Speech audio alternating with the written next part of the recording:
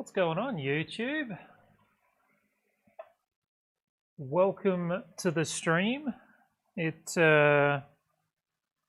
launched pretty easy tonight, I will say. It felt like there were a few hiccups coming in, but I'm here. We did it. We've got a brand new product to weld tonight, something I've never welded before. I haven't even finished assembling it yet. That's how crunched for time I was setting up for the stream. I can see, where are you? Back here. I forgot to turn some lights on. Not a big deal. I've got a new chair. After last night using a bar stool, and the stream before that is where I officially snapped my old chair. But it's pretty comfortable. It's just a sit-stand stool is what I like to use to weld on, to weld with, rather.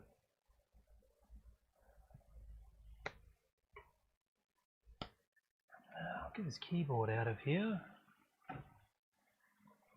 So let me get you guys in here tonight. I can turn you around. So this is a brand new, what will be a product, but for now it is a custom build until it's finalized to become a product. And the white balance, or the ISO on this camera, has decided that it wants to do its own thing, so that's awesome.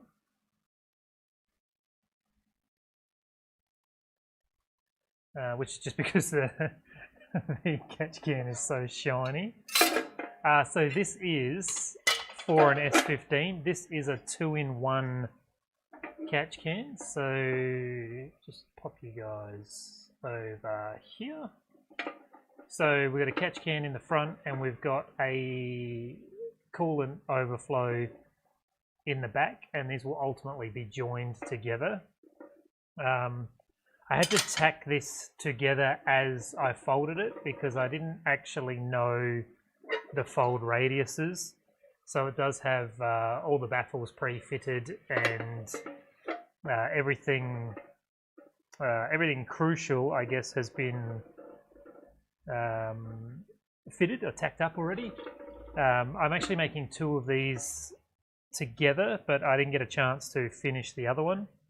And the overflow tank I haven't assembled at all yet. So this is brush finish on this one. This one, I'm making 2 because the customer's ultimately going to polish them, or polish the one that he gets. So I'm making 2 to start with to make sure I can give the customer the best one that I can. And it lets me figure out a process, and even now, so I cut 2 of these. I cut them both separately. This was supposed to be a 25mm hole that I forgot to cut, and this front panel, I actually cut upside down. So it was the film side up instead of the film side down, and I still am figuring out what am I trying to tell you. When I used to get my parts laser cut before I started cutting them in house, I would have to present the parts upside down because the laser cutter would cut face up, and on my machine I cut face down. So my brain is still a bit upside down when I nest these parts, and that's my excuse, and I'm sticking to it. But that's what happened on this one, and it's a little bit shitty. I probably shouldn't have gone for 2 of them without finding that out first, but I did, and it is totally fine. But I did make some spoil boards, some custom spoil boards for the CNC router that I will have to make an alteration on when I flip that part. But hopefully it doesn't mess too much up. G'day Chris, I have my chat windows around the wrong way, so I didn't see you come in there. How you doing tonight? Just move those chat windows so I can actually see the messages come through.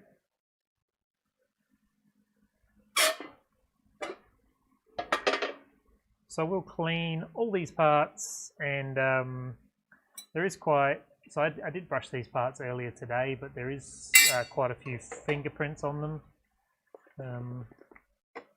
It's one of those days where gloves fill with sweat.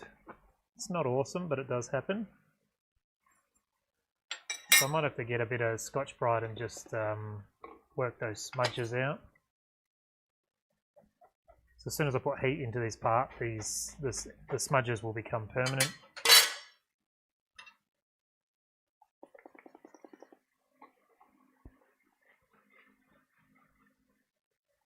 Yeah, I'm doing all right today, Chris. It's one of those days where I had 1,000 things to do and only enough time to do 20 of them at best.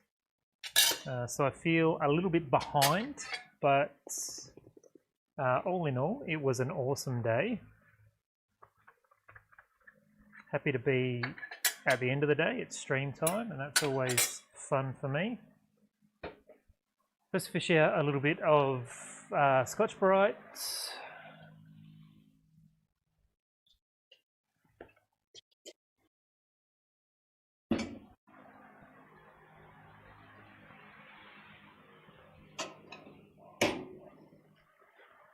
And God, I was like a whirlwind today. Nothing is where it should be, but this will do for what we're doing.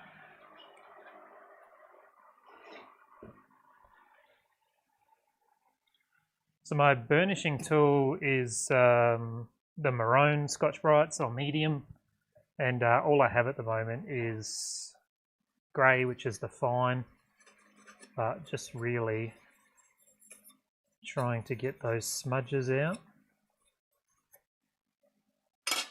But this is going to be polished, so ultimately these will all be polished out, but I do want it to look as good as it can when it gets in the hands of the customer.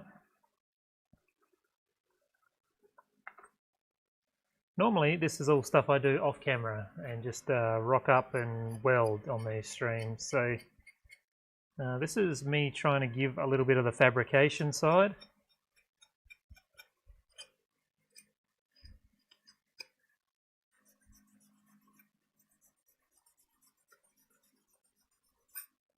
Similar to painting a car, if you've ever done that before, everything you do underneath the final coat of paint matters, and that's no different when producing raw aluminium parts, I think.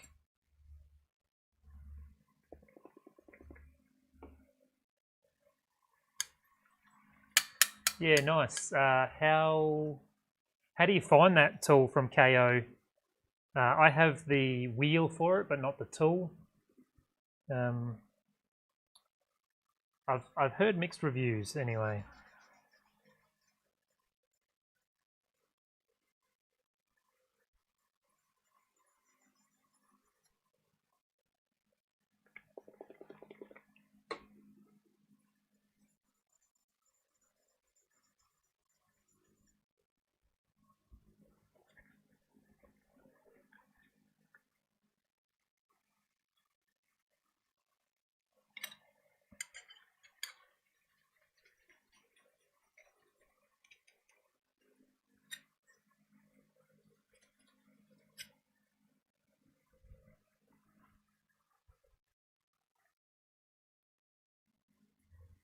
These marks that I'm working off now are just sweat marks from when I folded the parts with sweaty gloves.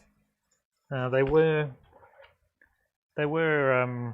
rubber gloves, or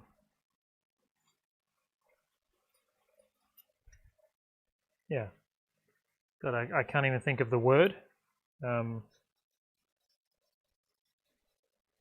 Latex. Latex is the word that I'm thinking of. Latex gloves, but even though they say they're sweat-proof, you still manage to sweat through them, especially on a big build like this. For me, I think it took about 2 hours to prep all these parts, and it was for 2 tanks. So, and that is from cutting them out of the CNC machine parts, which is just cutting all the tabs off. So like a model kit, cutting away all the tabs and then cleaning them off, burnishing all the edges, and then burnishing the brush finish in. And then on some of these folds, I tape them before I fold to try and stop the machine from scoring the parts.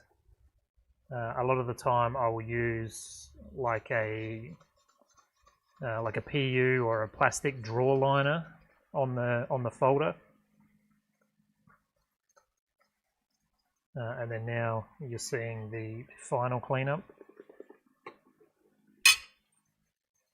Quite a bit of time. It's a lot more time goes into raw finish parts than powder coated parts. Obviously, I don't need to be as careful with those since they're going to be acid dipped or blasted and ultimately coated.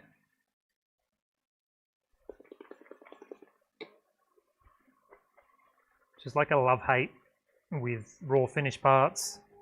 I love the fact that when it's finished, it doesn't have to have any processing done. By the time I put fittings and brackets on, the thing is ready to get packaged and go out the door. Powder coat parts, you know, they're gone for 2 or 3 weeks before I see them back. And even then, it's roulette if you know, if they're good the first time round. So at least with something like this, I can tell the customer this product will be finished on Friday, and I've got full control over it being finished on Friday.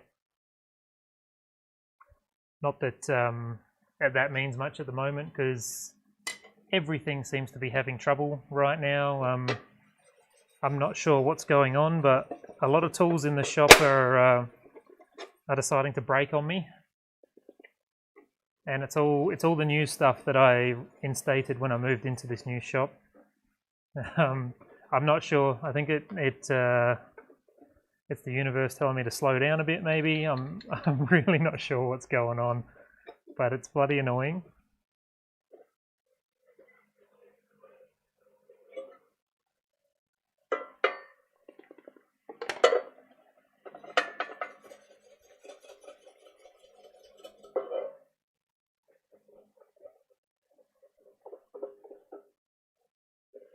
All right.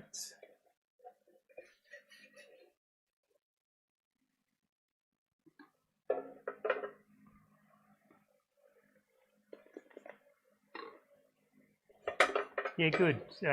Good on you for supporting KO as well. They're an awesome little company. I try and support them wherever I can. Just a shame that they're not a CK dealer, but Hampton come around for that. But yeah, the little Milwaukee attachment does make that tool quite attractive price-wise as a tungsten grinder.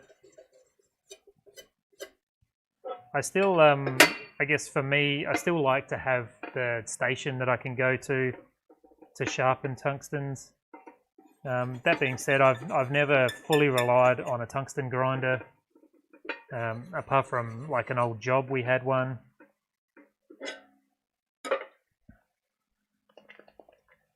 Probably don't need to worry about this side because the two cans are going to join together here.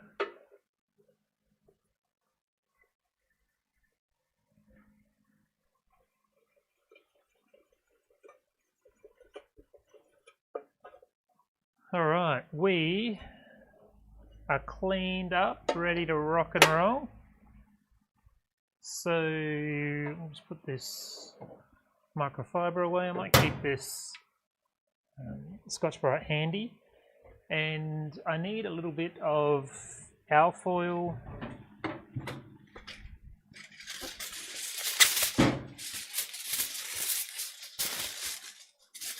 I'm just going to make a little alfoil pad to put the material on, or the work on, just as a little soft pad that will also be conductive, so the part will earth out on the table still. I'm just going to keep a spare piece on the table in case I need a prop or something for later.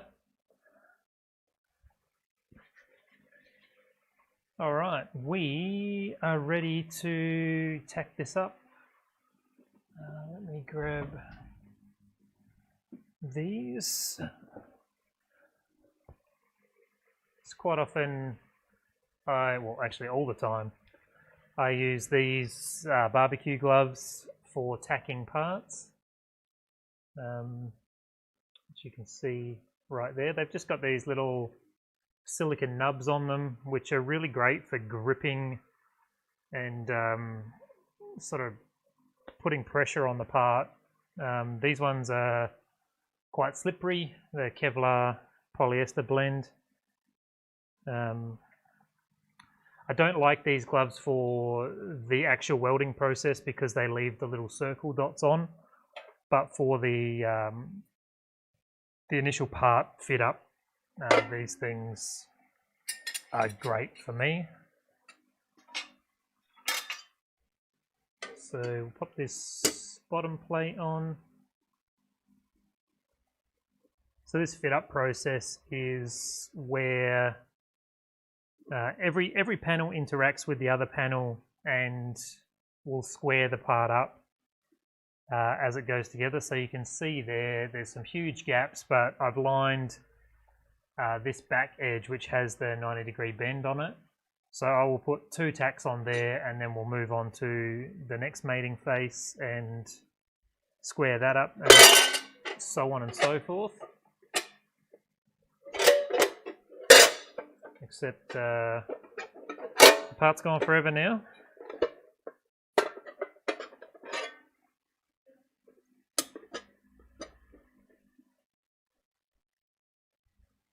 And I want to just start out with a fresh piece of tungsten.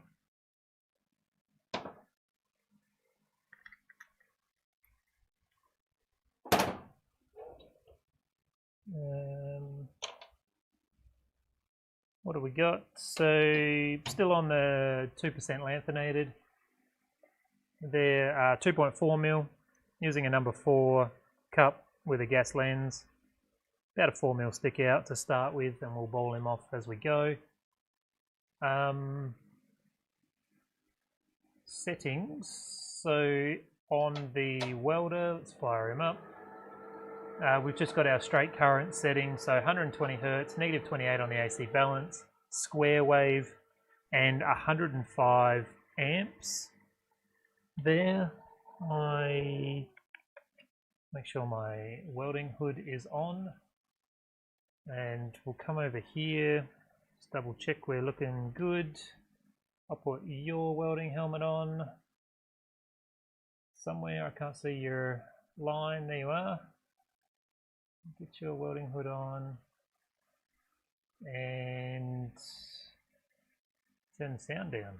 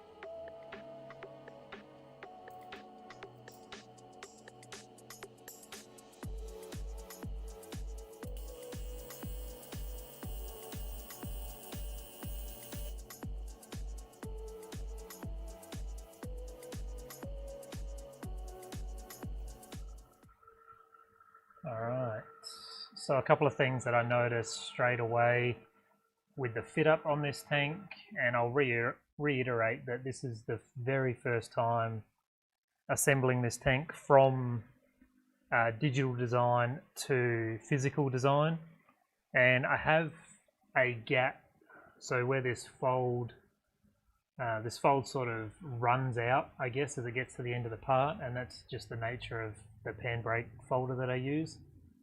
So I actually have quite a large gap there. It's a little over 1 millimeter at its worst point. So that's either something that I might tap in, knock in as I proceed, or I might just fill it. I'll make that decision once I start getting some heat in the part. And over in this side here, I pulled it away from the part there to try and close up that gap a little bit. So I made a little bit of a compromise there as well.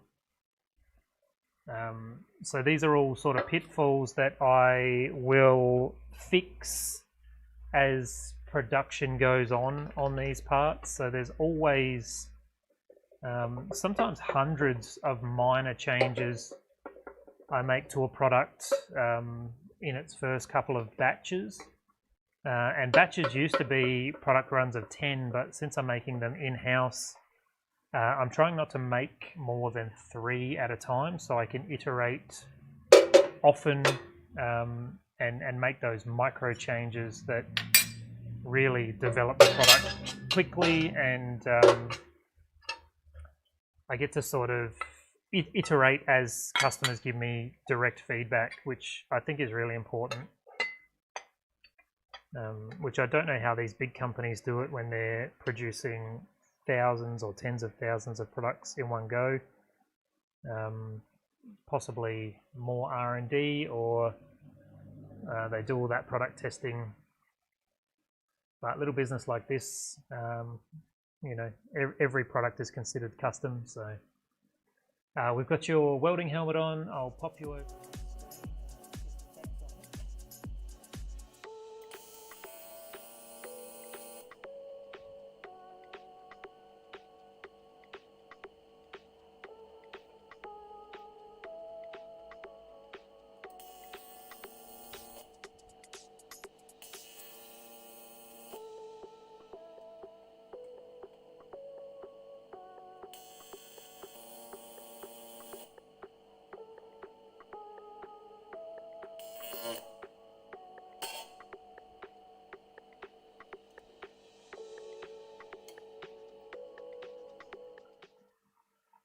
And this is real life.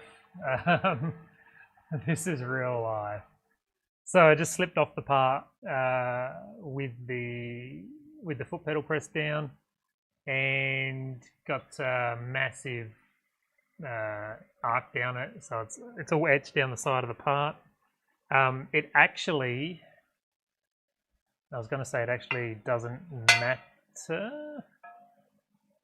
It actually doesn't matter, because the two parts are going to be joined together. But that was poor form on my part. I actually should have repositioned in trying to do it all in one go. It seems to be a little pitfall from time to time of trying to consider the camera being in focus, so you guys will see the arc, but such is life. But fortunately, we didn't slip the other way and ruin the part. This is why I make 2 when I make a part like this. Yeah, like I said, this is real life, and this stuff happens.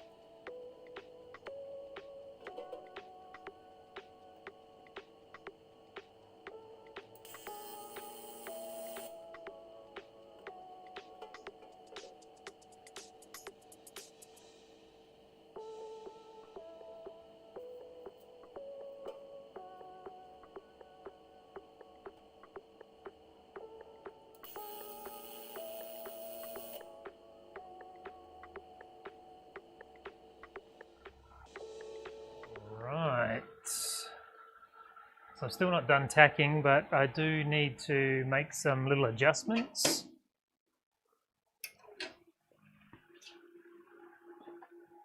So just grab a little pick. There are a couple of parts that I'm very unhappy with on the fit up, but you know, as we iterate, the product will get better and better. So what I've got here is I've just got this curved panel going a little bit under this sidewall. So I'm just going to reef it out and tack it down and then readjust for the bottom here. The section that I'm unhappy with is this bend relief. The CAD program that I use always leaves a big bend relief when there's two parts joined together, and I always have to add a section. So this is our first time encountering this on this part, so all good, but I'll pop you back into a welding screen and we'll just get through tacking.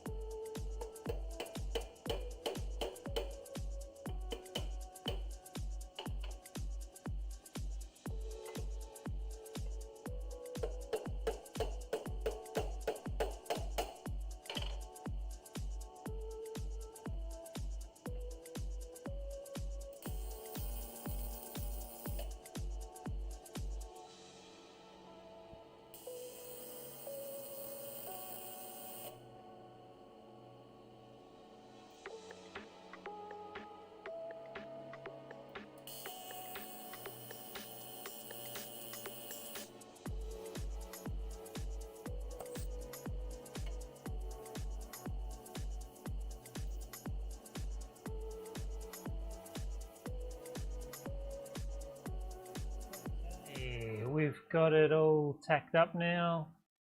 You can see, well, the camera's fighting me to try and focus there.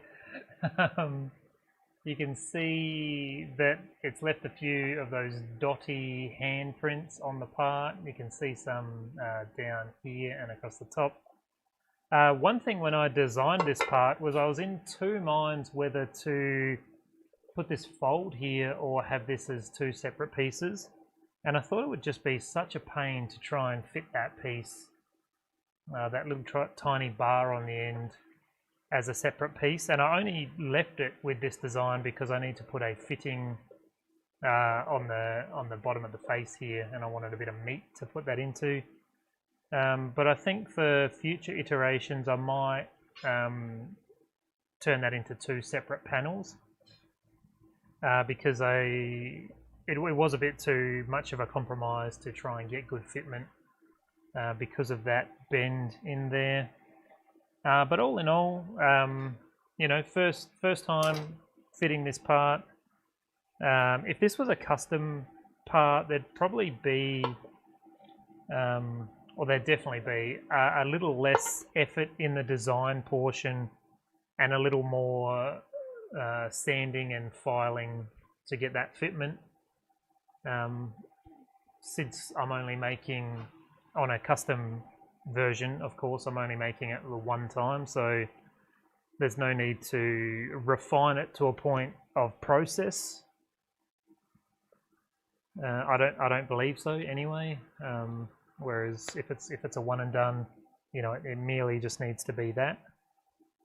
Which is why I build these the way that I do, because if I just ground everything into place or filed it all to fit, I wouldn't get that feedback that I need to be able to iterate the product for production later on.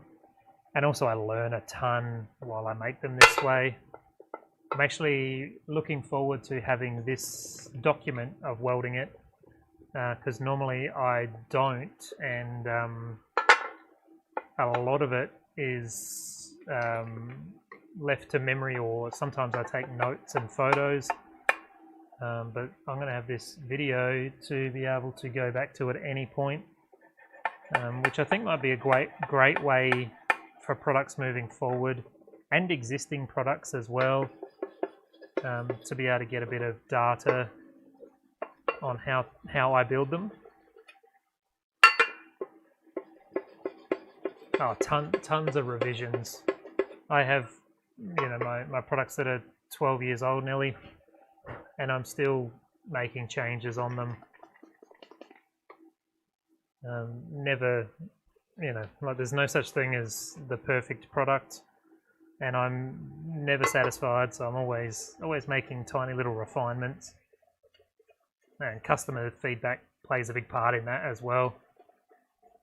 Especially I make products that go into old cars now, and a lot of them are engine converted or being used for race and stuff that they're just encountering problems that I've never come across, certainly not during the design phase. Whereas this product is more or less going into a show car. But you know, obviously I'm drawing on the design of all my other products to make all the baffling and everything else that goes into them. So I'm going to start with what I think will be the hard one first, and it's going to be this one here, the catch can portion. I was thinking, I didn't look up before the stream started on the actual volume of this tank. I believe it's 2.8 litres, but I will confirm when the ad goes up on the website. So as always, I'm going to start by welding the inside of the filter basket. And for that, I'm going to run a pulse setting. And let's get into it. So I'll start by attacking the corners. I'm just going to put a couple of extra tacks around the edges to try and prevent any warping.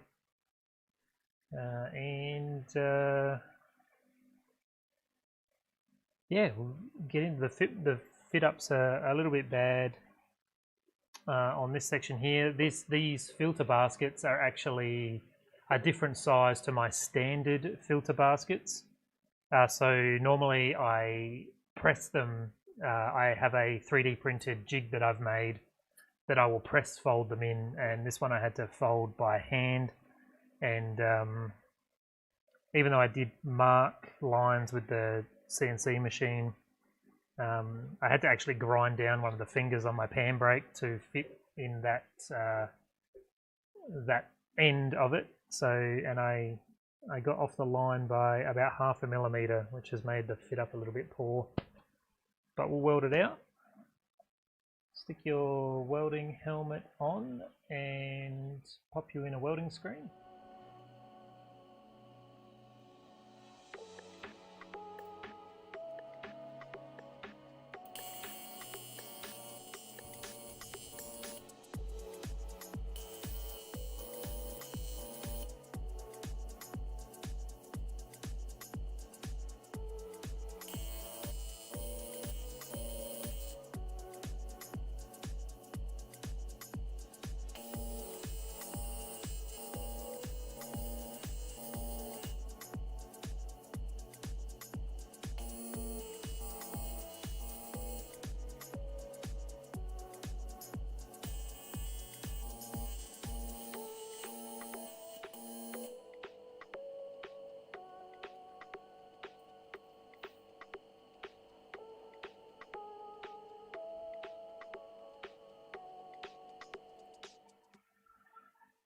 And I dipped the tungsten on that that corner tack there.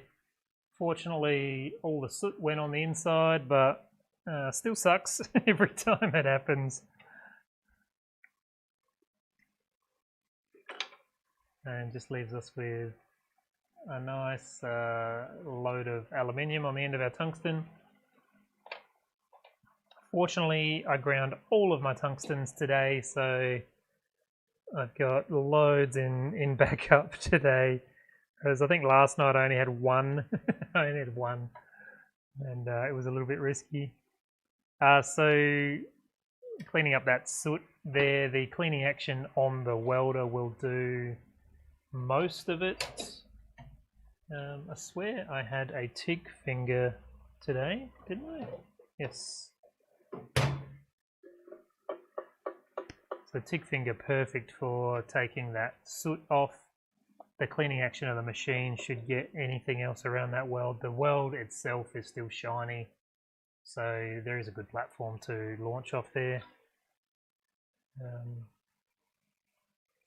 And always good practice to snip the end off of the filler wire.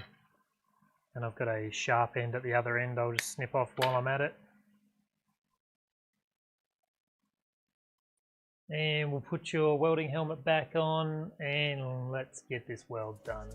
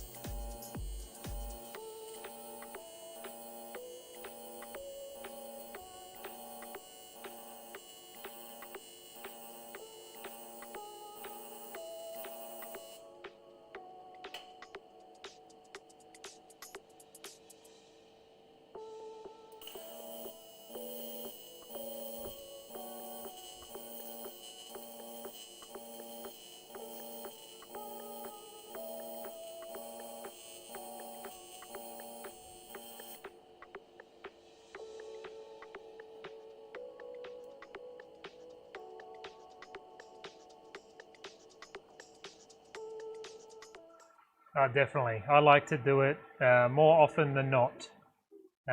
Sometimes I can go 10 or 15 catch cans without it happening, but it always happens Usually happens when I do these filter baskets, actually, and it's probably because that's where I start. But worse things have happened, and fortunately, that was a nice, easy one to recover from. So I don't really have a formula yet for welding up one of these products. I'm wondering if I should start with that seam across the front there.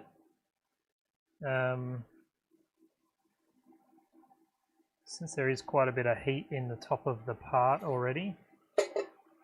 I might just prop this up here. Get this cloth out of here.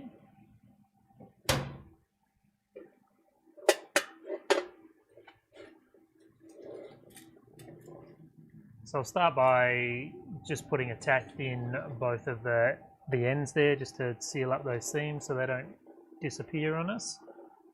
And we'll go across the front there. Get you here, and we'll go to our straight current setting, 120 amps square wave, negative 28 on the AC balance, and 105 amps on the foot pedal. Make sure I put you in a welding screen. I was almost just about to start welding.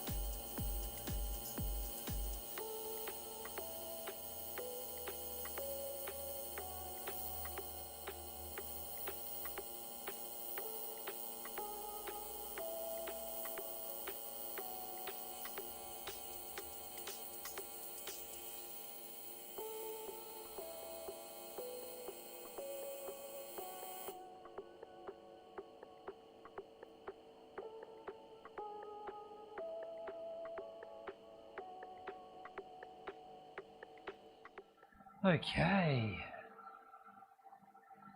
so I got a nice weld across there. I'll be totally honest and tell you I was worried that I was absolutely going to balk this catch can.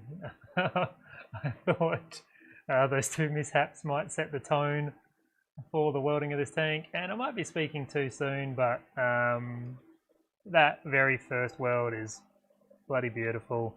And it is going to be the most prominent weld on the tank, on the front of the tank at least.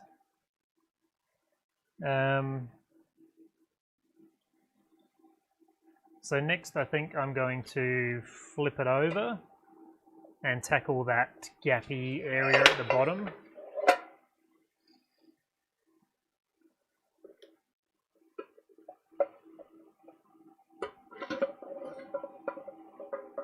So I have that this gap here that you can see and this other gap that I tried to close, you know, sort of compromise on both of them. I'm still not sure if I want to tap that one down or not, but I might tack the two corners and just see how I feel about it. So let's make sure you guys can see. So I'm going to tack here and then I'm going to flip and tack here. Try and get you focused in the middle. Put your welding helmet on and let's do it.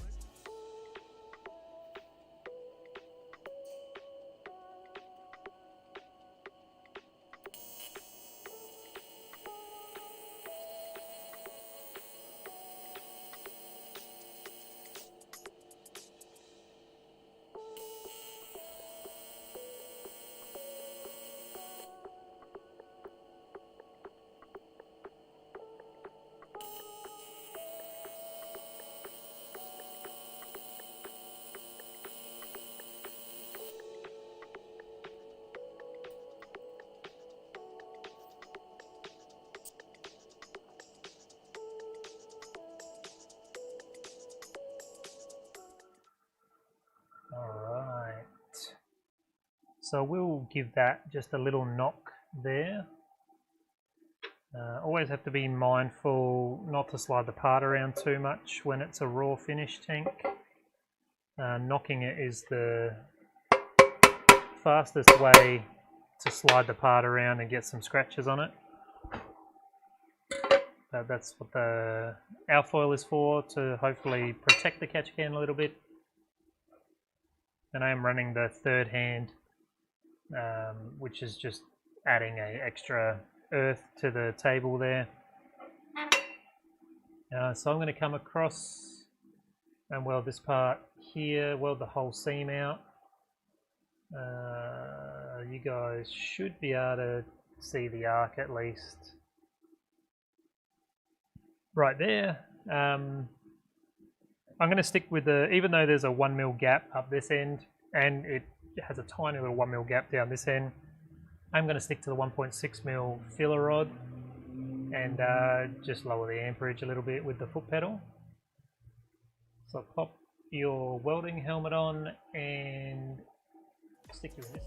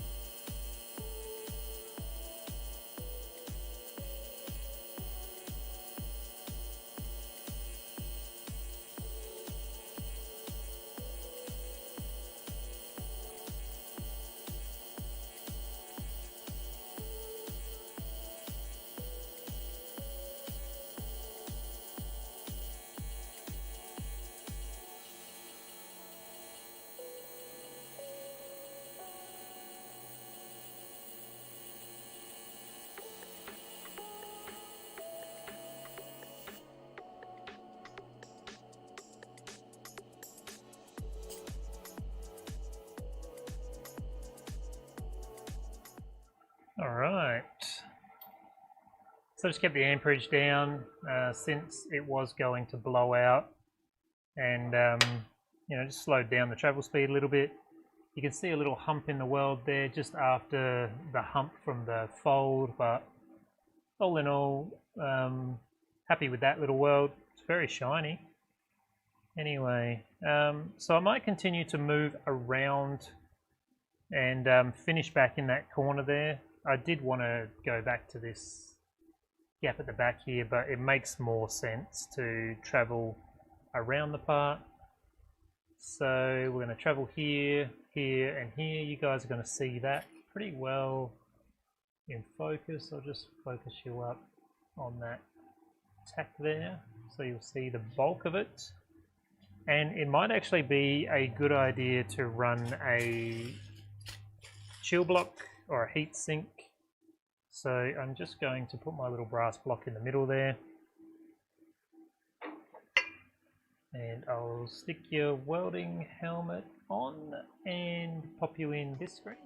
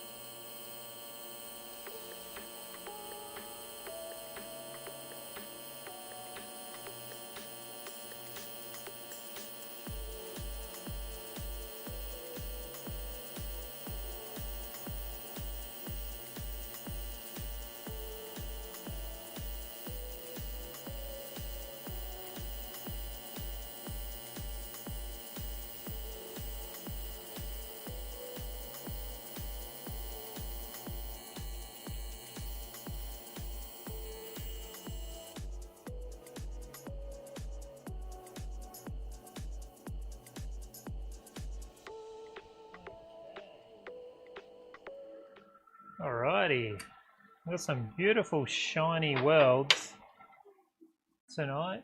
This is a brand new bottle of argon, but I think I just have, you know, a beautifully clean part and just some really killer settings right now. But those welds, super shiny, really nice. This angle, the opposite angle that this looking camera is at, is actually the best angle to view the welds from. But you sort of get it when you look at it head on. but I can't really put the camera over that side. So I'm glad I put that heatsink on, just because I knew we were going to sink a bit of heat in by the time we got to that gap area. And I don't know if you saw that at all, but I did go and I put about 5 dabs in there, and then came along just to sort of seal it up cold and then go over it. You can see where I switched from the weld area to the dabbed area, where I had to make a difference there. But so far, so good. So I'm going to put this aside and give it a chance to cool down a little bit. I did replace my regulator on my air compressor today, so I do have the option to use air to cool it down. Now I'm just checking to see if there's any debris underneath that bit of alfoil there. This one's going to be an interesting one because it's going to be a little bit hard to stand up. So I think I'm going to start on this bottom here because this is such a thin part and there are some gaps on it there. I might start on this side, which is going to join the other tank. I really am just figuring this out as I go. So I'm going to weld across here. I might put a couple of tacks in these corners. I don't know if you can see there. Let's see if I can zoom you in. Put you back here and focus you up. So when I fold these parts, or actually when I design these parts, I go and I put little crescents in there to mark where the fold's going to be, and then I take it from my CAD software into some nesting software, and in that nesting software, that's where I draw the lines for the engraver. But I put these little crescents in there so I know where the lines need to go. And on this one, I did 4mm crescents instead of 2mm crescents, and I use a 1/8 bit cutter. So a 2mm crescent is normally just a little dip in, but this is quite a pronounced crescent there. But like I said earlier, I think I'm going to make these 2 separate parts on the final versions anyway. But I just got some big gaps to fill there. So I'll touch up those 2 corners and then we'll go ahead and buzz that back section there. We'll get him back over here. So I'm going to touch up and weld. You'll be able to see that. We'll pop your welding helmet on and dive in. Thank you, Chris. I'm happy so far how it's turning out.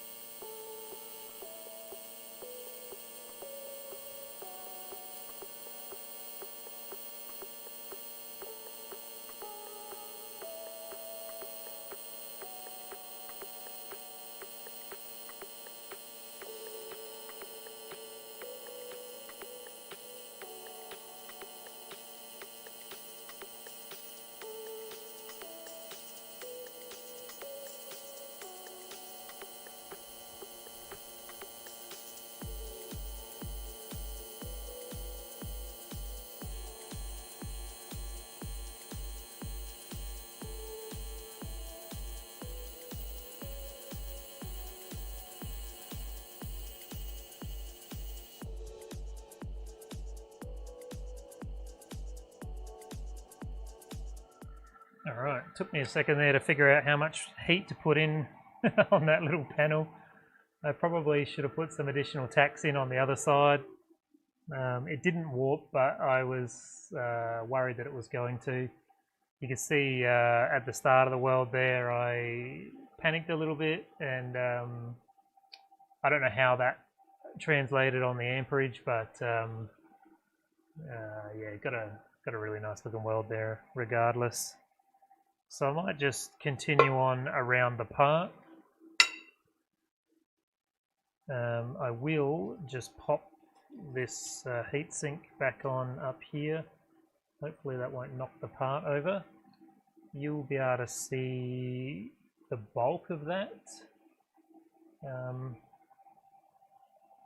Yeah, that looks okay.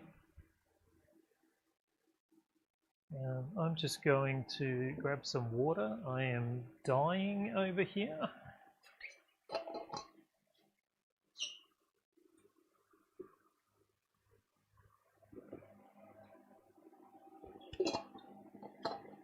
So I actually made some big changes to the stream setup tonight.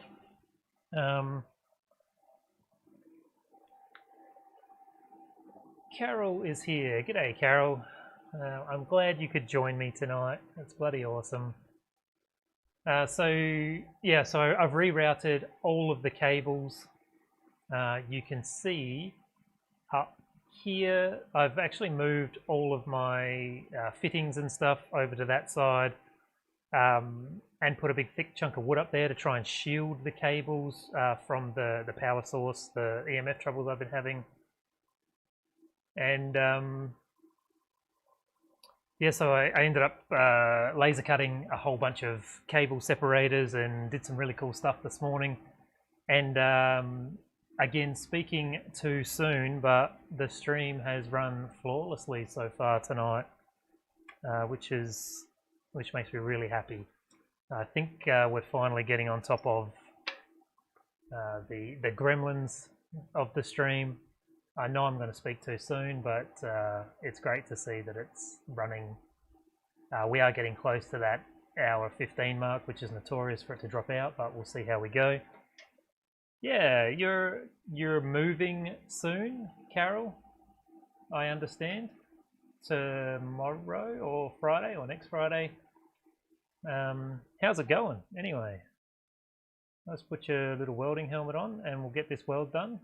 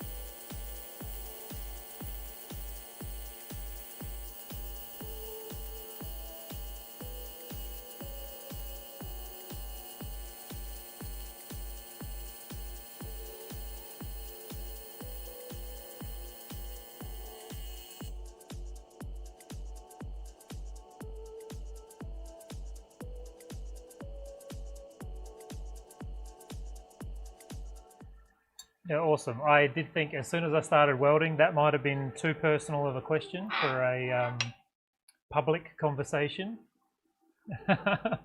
Still having a hard time separating that, but we're working on it.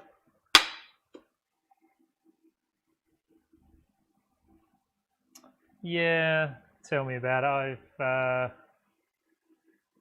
don't even know how many times I've moved in the last 5 years, but really happy with where we're at now here. I think we found a really good location here in Queensland, so hopefully we stick around for a little while, but so I've got a bit of a gap going on here. Let me zoom you in and focus you up. Just over 1 mil there. I'm going to try and get all the way around to this curved section and then go back to the other part. But this is what's considered the top of the part now. Not that it changes anything, but it just makes me mindful of that it is going to be prominent in the vehicle. So I'm going to buzz across here, spin the part around here. You'll be able to see all of that. So I'll pop your little welding helmet on and get you in.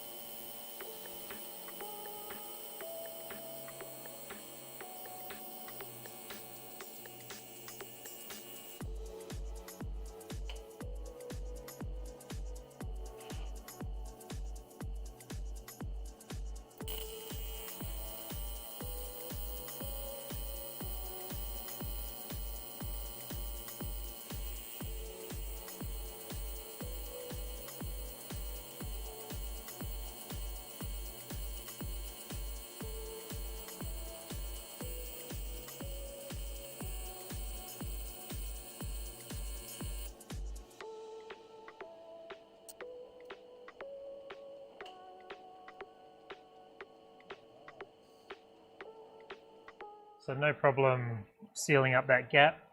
It is a little bit of a thinner weld because I backed off to seal the gap up, but for some, well, you can't see any of that. Got some beautiful welds going around there, so really happy with how this is traveling. That camera arm right there where it's looking is right on the gas, so it just naturally launches itself back up again. But there's not much I can do about that right now. So today I almost didn't get my gas delivery in time. The guy ended up coming relatively late in the afternoon, so it was almost going to be where is he? Giant Lego Man stream tonight, but gas came and we can get this awesome part welded up. So next up, I'm going to travel towards the top of the tank now that it's cooled down a bit. I will continue with the chill block on this. So I'm welding back here. Let's see if we can get a view on that for you.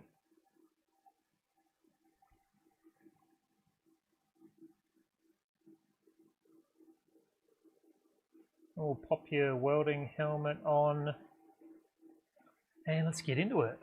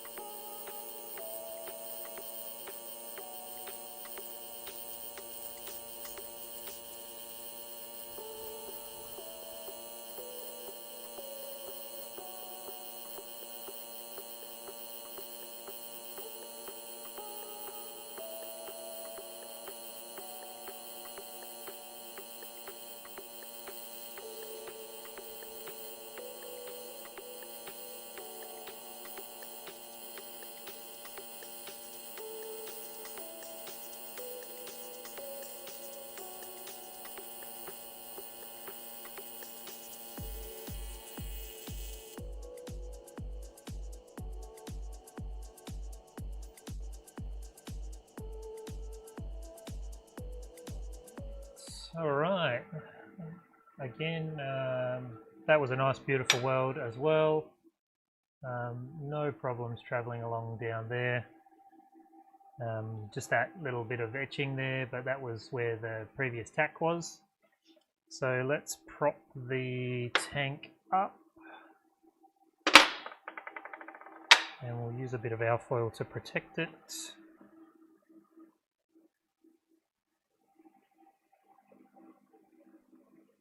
try and balance it there.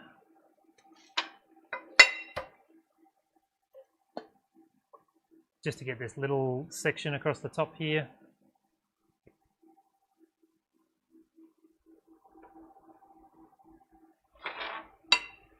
Which, bring you here, which is going to be this little bit right here. It's definitely a lot of just figuring it out as we go along, being the first time I've ever welded this style of tank. Fortunately, it's all straight.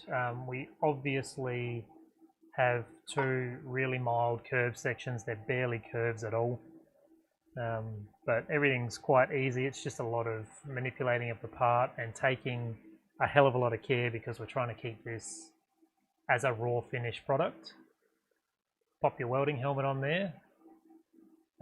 We have blasted through the hour and 15-minute mark with no issues with the stream. Really amazing, really amazing. It's actually had in the back end the stuff that doesn't matter to you guys, but it's important to me. There has been 0 frame drops, 0 dropouts. That's truly remarkable to me.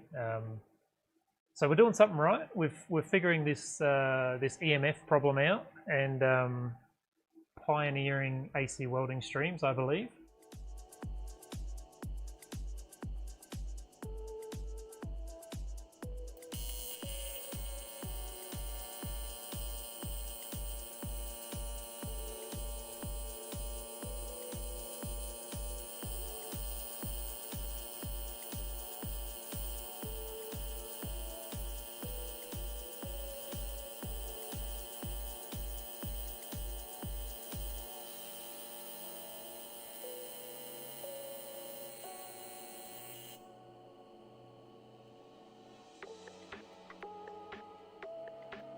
I should say pioneering one-man AC welding streams, because I have seen it done with a 150mm lens, so keeping all the electronics miles away and having a cameraman zoom in. But getting this one-man show to run a full-length stream has been an interesting test, and I'm so pleased that so far everything's coming up Millhouse. Thank you, Carol. I'm doing my best. Matt, welcome. Long time no see. Very cool to have you here.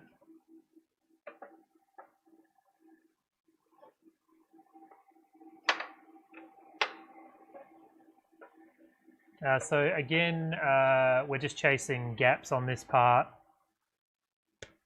Two things have happened here. The part has warped, the top panel has warped there and pulled away a little bit. Can you see this? Right in here, you can see there that tack is split. Most likely split when I welded in this filter cradle, but it's split and allowed that panel to pull away there. But we'll take care of it. We'll come around and clean him up, I'm sure.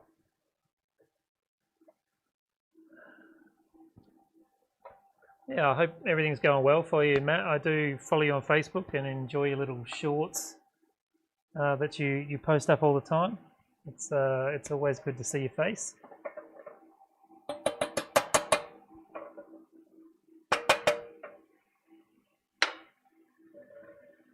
All right, you can't see anything, so let's get you over here. So we're going to weld across the back here. I might actually just put 5 or so dabs on that gap, so when I approach it, we're not chasing too much heat. I'll get a fresh chill block and just pop that on top there, take a bit of the heat out. So you'll be able to see most of what's going on here at least. We'll get your little welding helmet on and I'll pop you in this screen.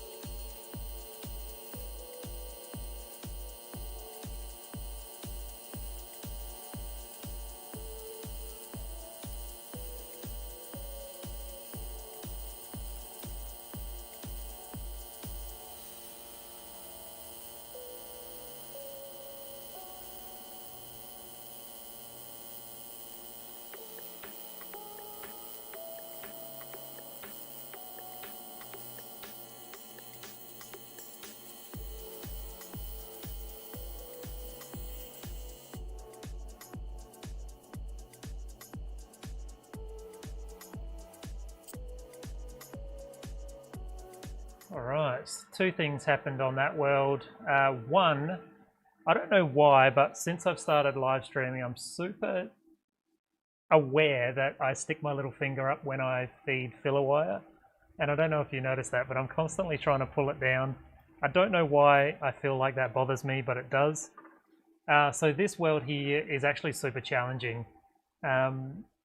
Even though that's a thin part and we have technically sealed it up by welding that filter basket previously, there's a whole bunch of baffling underneath there, and it actually acts like a really big heat sink.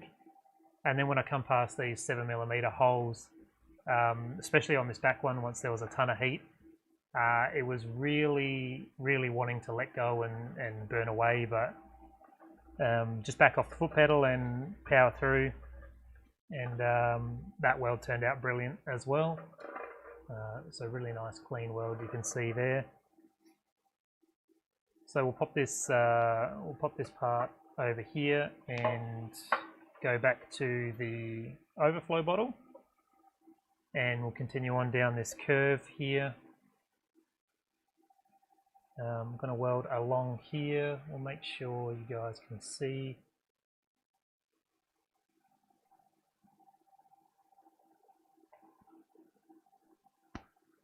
Yeah, thank you, Matt. The live streaming was a personal challenge initially. Really, I was really worried about speaking in real time. Totally different from doing a podcast or an edited YouTube video, where I get to do multiple takes and not sound like an idiot. And the other thing I was really worried about is that literally anyone can come along, and I don't know if I was technically ready for that, but so far it's been great. This is stream number 19, I think. So we're getting into it, and I'm starting to get more comfortable, starting to work out the gremlins and make some good products. The first few, my nerves were too high and my welds were quite terrible. But yeah, thank you, man. I really appreciate it.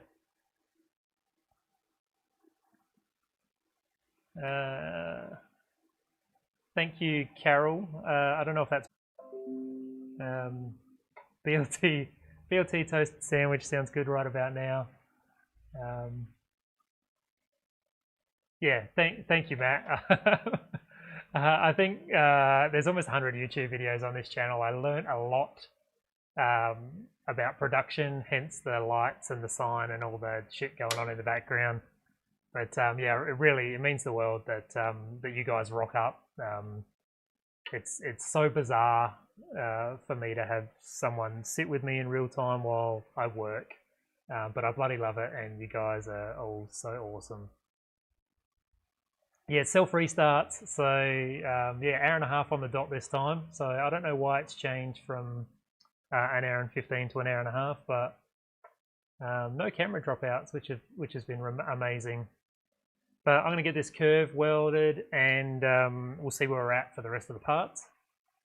Make sure I get your little welding helmet on, and let's jump in here.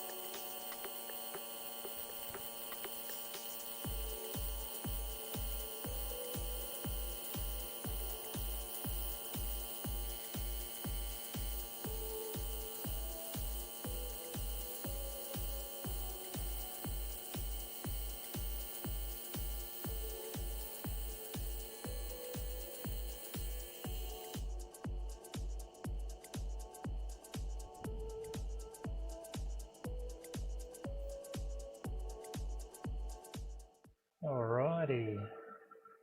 So travelled along there, no worries. It is a curve, but it's basically a straight line. It's barely a curve. Super easy to get that out just with a wrist action. Really happy with how shiny these welds are coming out tonight. Definitely attribute it to the nice clean parts, and let's just say it's because of the new gas bottle. So I think this little weld across the back here is going to be quite difficult. I am actually worried about the next weld that I'm going to do, but that's not right now's problem. So I do have a tiny little gap, but it's right at the start, so we'll close it up straight away. Let's get you over here, just focus you in there, and we'll grab your little welding helmet.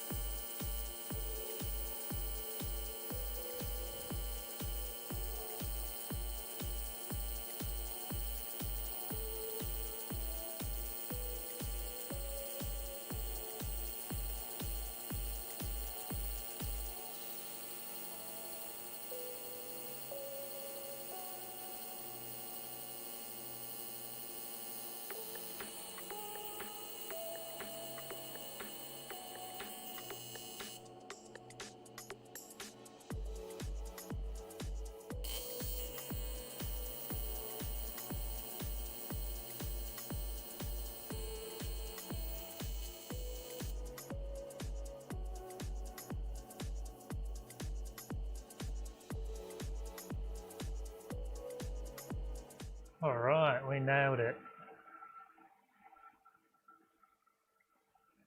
So it turned out great. I ended up just following it around the corner, just the sealing off that end there. Notice that little gap opened up on the curved side. You can see it down in the bottom corner.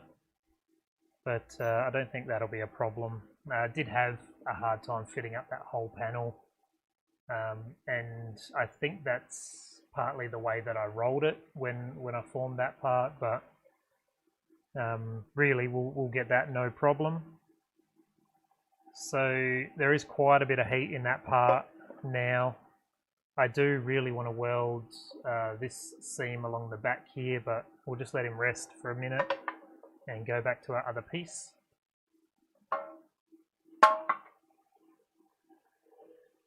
Thank you, Matt. It's a great night for welding, so everything's looking really good, which is nice when you're on camera.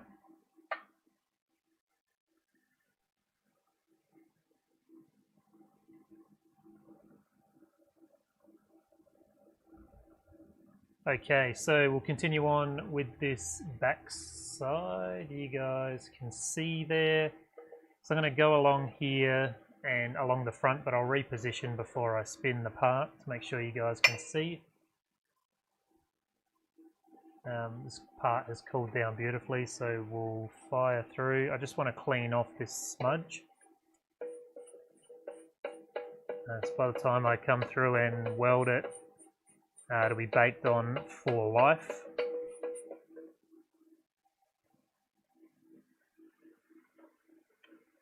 Alright, so you guys can see up there, we'll get your welding helmet on.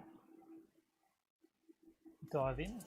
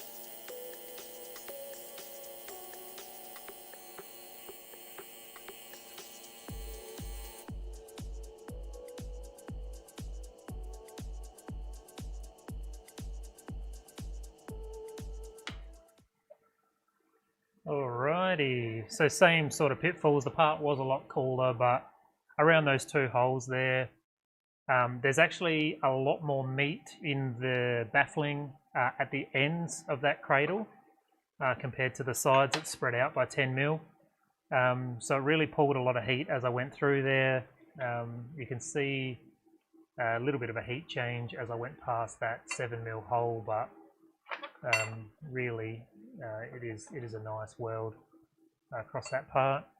So we come across the face here. It's not quite 90 degrees, but sometimes I think it's just a mental thing, but I find these not 90 degrees welds a little bit challenging.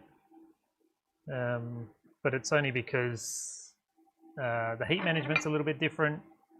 There is again at the front of this tank here, the baffling, you can see a fin of it in that hole there, but that baffling pushes up tight right back to this tack against the top of this tank, so there will be a little bit of a heat sink inside there as well. But I'm sure we'll be fine. So you'll be able to see okay. I'll just make sure you're in focus there, and I'll come back to you before I reposition. Stick your welding helmet on there. Let's get into it.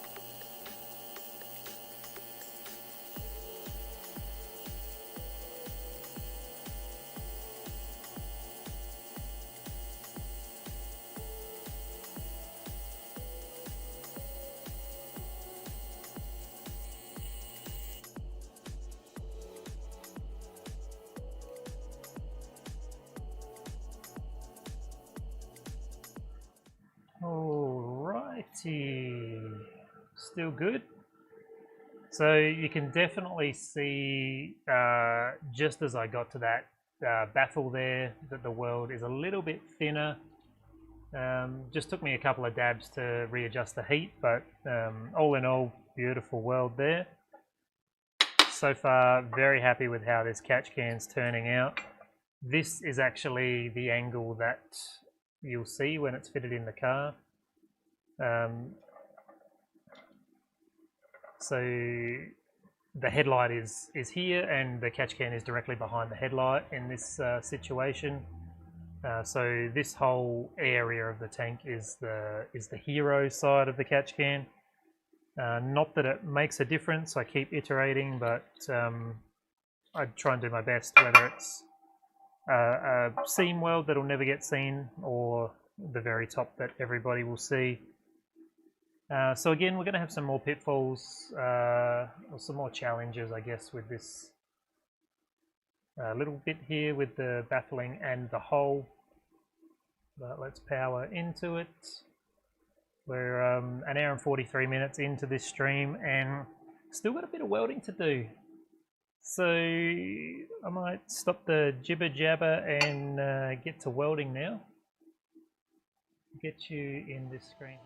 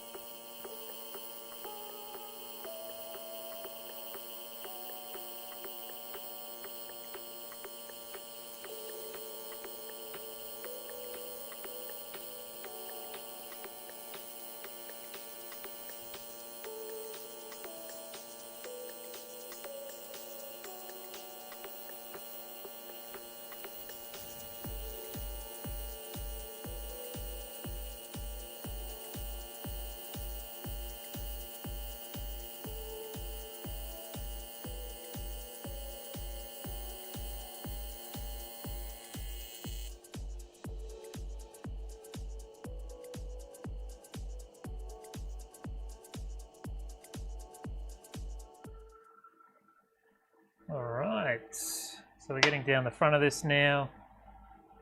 Grab this TIG finger and just turn this tank around. I use the TIG finger to grab the part because these gloves that I've got have polyester in them. They're a Kevlar polyester blend.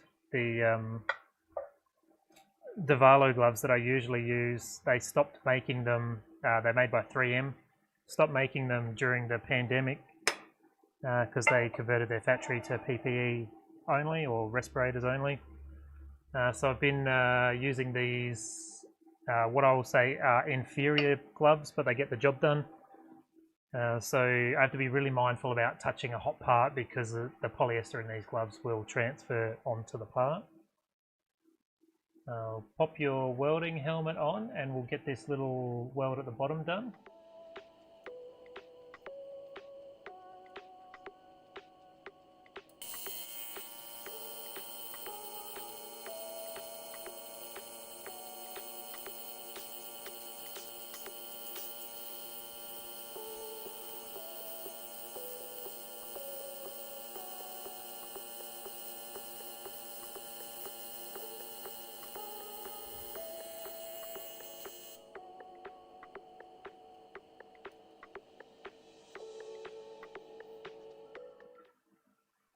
All right, so this little panel here, it's like a little cutaway. If I flip the part over, I might be able to explain it a bit better, but it's a little cutaway for, on this customer's particular car, he has intercooler pipes running down sort of on a 45 out from the turbo.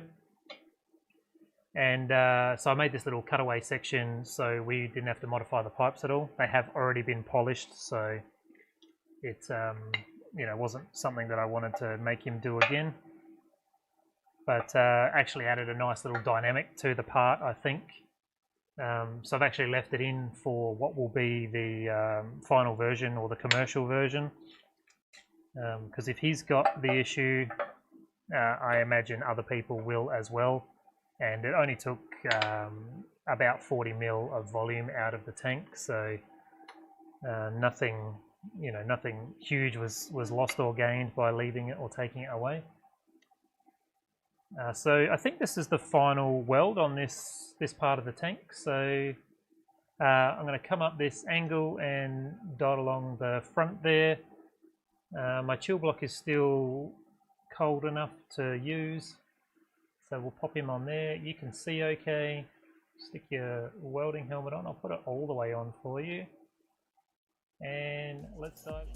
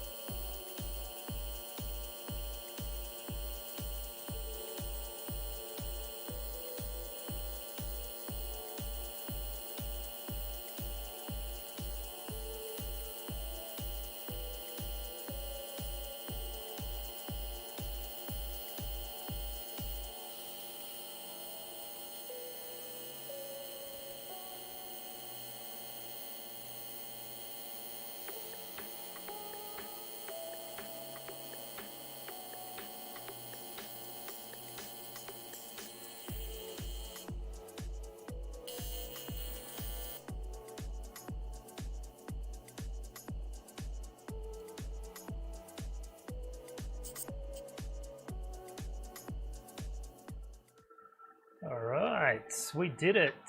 I think we did it anyway, unless there's a weld on the back that I didn't see when I was spinning it around before. Yeah, we got it. We got it all. Really happy with how this one turned out. So this is the catch can. We've still got the overflow bottle to finish off. So two welds that I'm really not looking forward to. One is this big gap with this bend relief, and the other is this seam across here. I think is going to be a little tricky. So I'm going to start here. This part is completely stone cold now, so I'm going to just feel this. It's not going to be pretty, but it needs to be filled before I can come along and weld it. So you can see there. Yeah, thank you, Chris. I'm really happy. I don't know why, but the I mean, I don't know if it's just I've actually changed the lighting setup, so it might actually just be the lighting, but I'm just so impressed with how shiny the welds are tonight. It really looks fantastic. And now that I analyze that a little bit, I've this key light that I've got up in this direction, I put it a 45 degree instead of having it flat.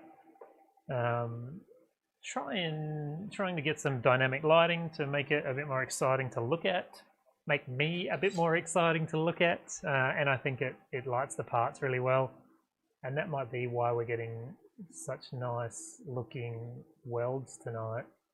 It's just lighting, it's just camera tricks. So,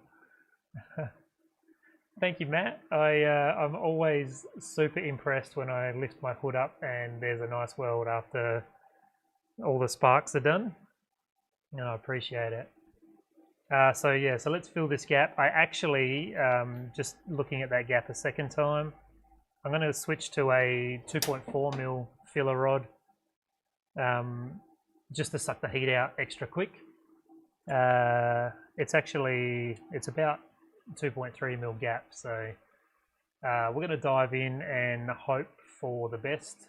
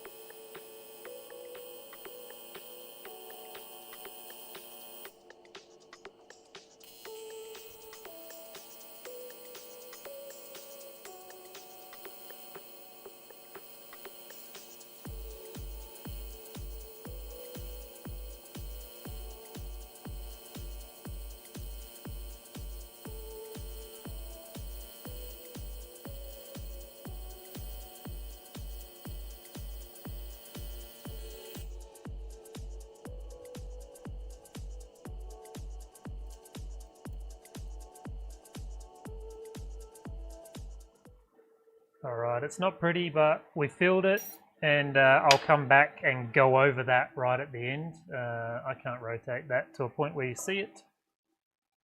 You know, it's just one of those, got to do what we got to do. It's over a 2mm gap, so I've just filled it for now, and we'll come over and put a bead over it at the end. Cheese it a little bit, but it is actually you would probably never see it really, but it is a weld that's possible to be seen when it's in the vehicle. So I am a little bit apprehensive about this weld here, but if you can see there, I had an attempted tack earlier and blew it apart a little bit. Just the angle of the two surfaces aren't awesome as far as joining them together has gone. But I think if we just keep the amperage low and go nice and slow, we'll be able to splay that weld out and get the look we're going for. So back to the 1.6mm filler. You guys are in focus. You've got your welding helmet on, and let's dive in.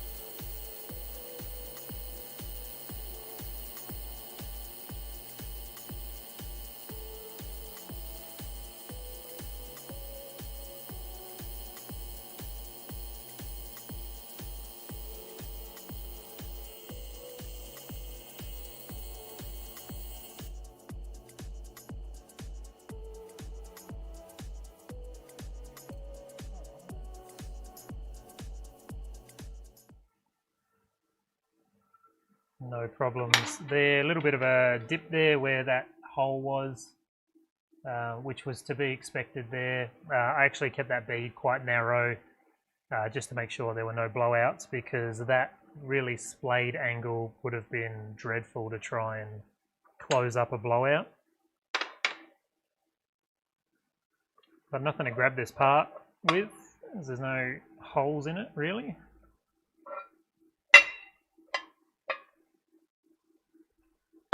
So this weld here, we're going along this curve now. It has a little bit of overhang, which is a little bit of poor fit up. So meaning, oh God, you guys can't see shit. So meaning this panel here overlaps this curve panel at the front. Sometimes makes it a little bit hard to fan the bead out on the weld. And there is a little bit of a gap at the bottom there, but that's where I'm going to start on the weld. So I'm not going to bother tapping the gap closed, because I think the part is cool enough for me just to fill it as I go. Watch me regret that 3 minutes from now.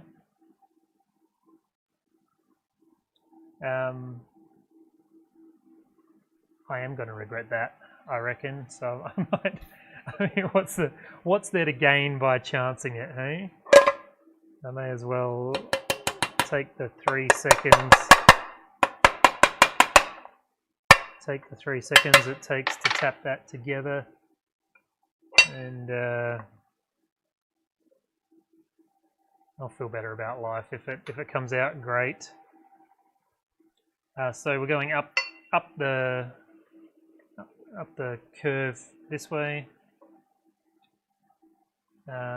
You guys can barely see what I'm looking at.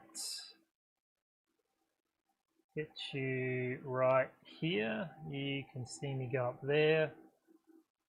Get you in focus, and let's chuck your welding helmet on and get into it.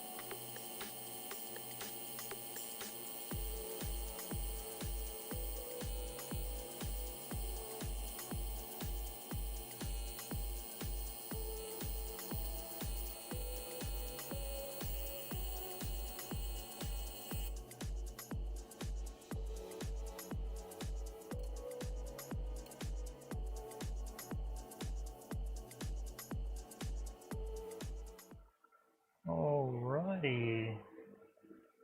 So with that overhang, it actually shields the gas on the underside. So that's why I've propped it on this weird angle to try and make sure that the gas rolls around underneath that little bit of overhang there. Where can I show you this? So really, all things considered, that weld turned out great. I'm glad I took that extra couple of seconds to tap that gap shut. So that turned out beautiful. I think we just have this little run across the front and the top left to go. And we'll be able to just chase it out in one big length. So I'll do the top here and then come back to you and reposition.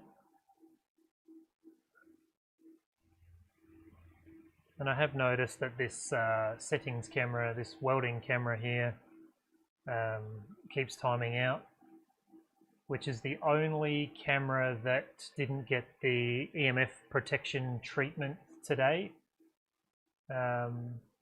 It's the USB cable for it actually runs an opposite direction to all the other cameras, so it's not quite as well protected from the EMF as the other cameras.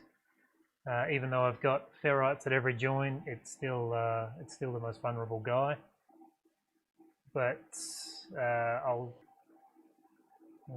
cut to that welding screen where you can see me, and everything should keep rolling. You guys are in focus, you got your welding helmet on, and let's get it done.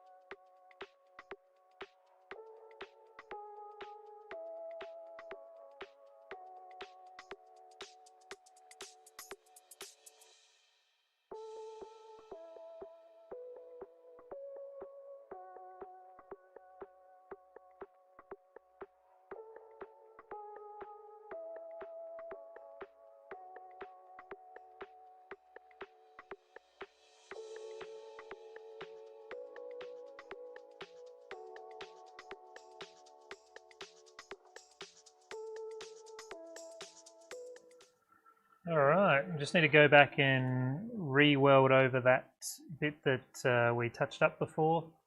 Do have this etch on here, but the two catch cans are going to join together over that. But every time I see it on the screen, I'm so disappointed that it exists. Matt, yeah, anytime, man. I do a ton of correspondence work around the country.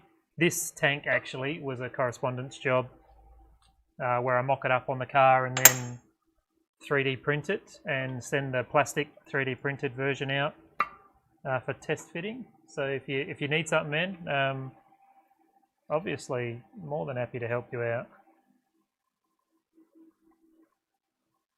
But yeah, sling us a Facebook message or email or whatever if you ever need anything. Actually, coming back to this weld, it doesn't look that bad. It does look a bit shitty on the termination on the top, so let's jump into the settings screen, and that camera's dead. Let's just turn that camera back on, and I'm just going to jump over to my pulse setting for this tank. So setting number 4, square wave setting at 120 Hertz. This is 60% on time with a 1 second pulse cycle on this one. I think it is at 150 amp max, but we'll never get close to that with the foot pedal. So we'll just pulse down here. I almost forgot to put you in a nice quiet screen.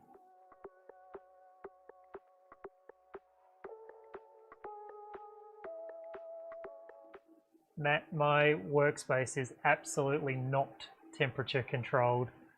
It is a tilt panel building.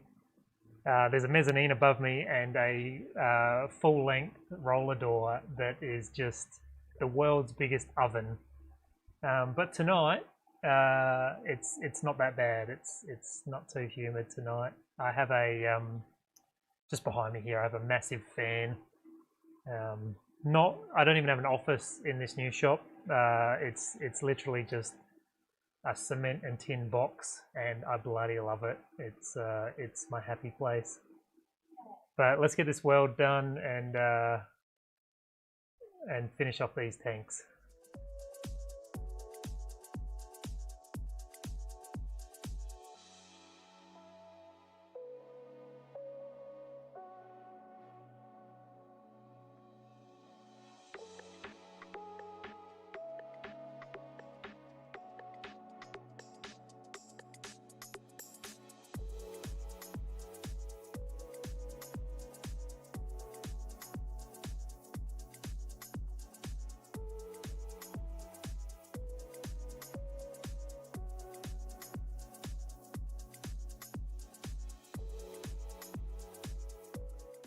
Honestly, don't know if that was even worth it, but it does make me feel better.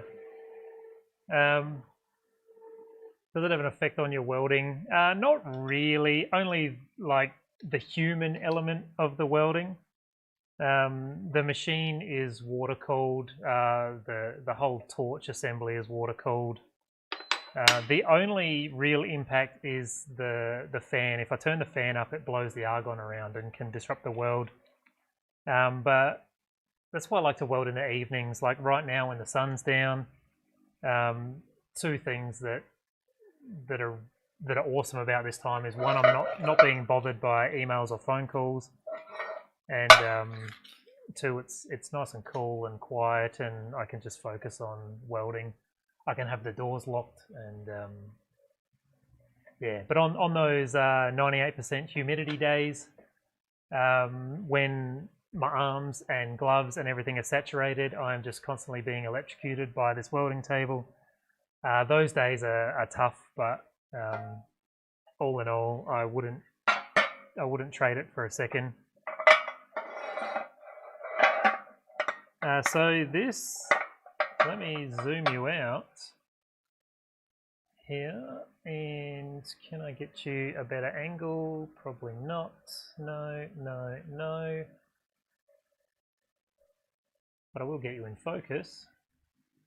So this catch can is going to be welded together like this. It's a 2-in-1, so catch can in the front and a radiator overflow in the back, which fits in on the wheel arch and between the wheel arch and the headlight. And like I said, with that provision for the intercooler piping, I still need to drill out for a screw cap on top here. There's going to be an inlet fitting down here and an outlet fitting at the back somewhere. And I think the customers requested a viewing window as well. Still in two minds as how to join these together, whether I just put a couple of short welds front and back and have these two welds opposing, or if I try and button up the entire thing. I think having both welds visible and these clearly as two separate tanks will look a hell of a lot nicer. I'll just put a chock in behind this. So that's it, we did it. 2 hours and 12 minutes.